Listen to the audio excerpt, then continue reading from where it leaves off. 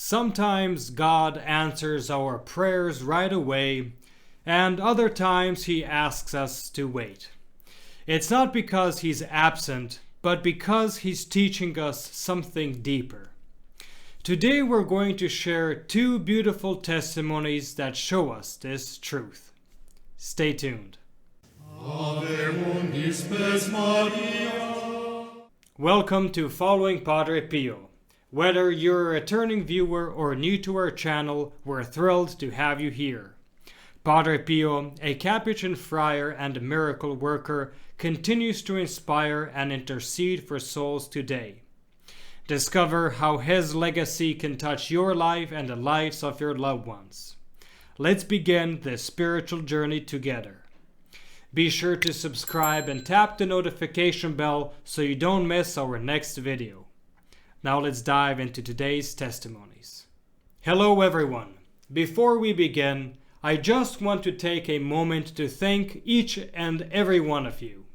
Your kind words, your prayers, and the incredible stories you share mean so much to this channel and to me personally. So thank you from the heart. Today I have a couple of incredible testimonies shared by our viewers. These testimonies show us that sometimes when we call on heaven for help, we experience immediate assistance. Other times we're left to endure trials, but not without purpose. Both today's stories reflect this mystery of God's ways, and each offers a powerful lesson. Let's start with Kevin's testimony, an encounter with Padre Pio in a moment of suffering. Kevin writes, "In 2022, I had an appendectomy while living in Germany. While recovering from surgery and the anesthetics, Satan and his demons were attacking me physically and spiritually. I called out, 'Jesus, Jesus, Jesus,' but there was no response. I then called out, 'Padre Pio, Padre Pio, Padre Pio,' and again there was no response. I then recalled reading about Saint Gertrude the Great and a story about one of her sisters in her abbey who had a similar experience. The sister explained that she too was attacked by the evil ones. She called to our Lord, and he didn't respond. She asked Saint Gertrude to inquire to our Lord Jesus in their next meeting why he hadn't responded to her call to him. At her next meeting with our Lord, Saint Gertrude asked our Lord why he didn't respond to that sister's request for intervention, to which he replied with one word: humility. I then realized that our Lord expected the same of me, and that I would have to persevere on my own through this attack, which I did. Approximately 7 hours later, the attacks ceased, and at that moment, Saint Padre Pio appeared, seated at my bedside. His elbows were on his knees, his head was bowed and looking toward the ground, and I was waiting for his explanation as to why he didn't come when I called to him. Without looking at me, he said, "So, you were in pain for 3 whole days." I thought to myself, what is he talking about? I wanted an explanation about him not responding, but he's Padre Pio, so I gave some thought as to when was this pain for 3 entire days.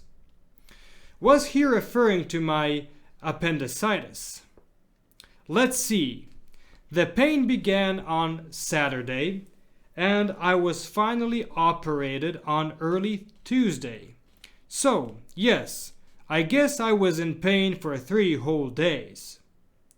I relayed this to Saint Padre Pio, who said nothing. He just slowly nodded his head. Now I'm really confused. What did this have to do with not coming when I called? So, being Padre Pio doing the asking, I had to think about this meaning, and I realized that Saint Padre Pio bore the stigmata for 50 years. He was in pain for 50 years, and I was only in pain for 3 measly days. I then understood and began laughing, and Saint Padre Pio also began laughing, and we shared in our mirth for a long time, a laugh I had not experienced in a very long while. Shortly after our laughter subsided, Saint Padre Pio left. Saint Padre Pio, thank you for that visit. Sincerely, Kevin. What a powerful lesson. It's easy to think that when we cry out to heaven, the answer should come immediately. But sometimes God allows us to persevere through trials so we can grow in humility, the foundation of all virtues. Often, the answers we seek are less about solving our immediate problems and more about transforming our hearts and changing our perspectives. It's like that saying, you're not richer the more you have, but the less you need. Kevin, thank you for sharing your testimony. Stories like this remind us that Padre Pio is still powerfully present in the lives of those who turn to him.